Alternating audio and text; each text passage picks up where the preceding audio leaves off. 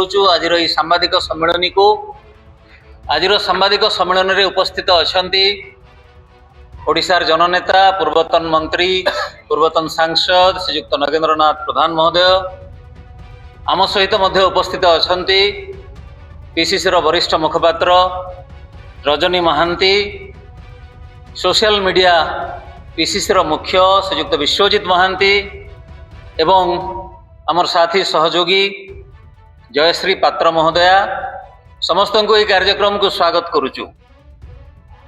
आपण माने जानती बीजेपी जहाँ को परिहास छल समस्ते भारतीय यात्रा पार्टी कहते एबे एणुएणिकी समस्ते भारतीय झूठ पार्टी बा मिछ पार्टी कहवा आरंभ करिवे।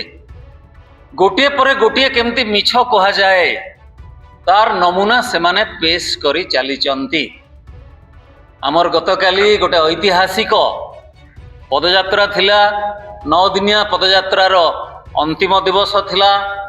ओडिशार 17टी जिल्लारू कोठू 4टी बस रे कोठी ट्रेन भर्ती होगी कोठू बोलेरो मानकरे हजार हजार संख्यार प्रतिनिधि आसिकी जोग देइथिले एवं सेमाने प्लाकार्ड धरी झंडा धरिकी एई खरारे सेमाने पदयात्रा करिथिले।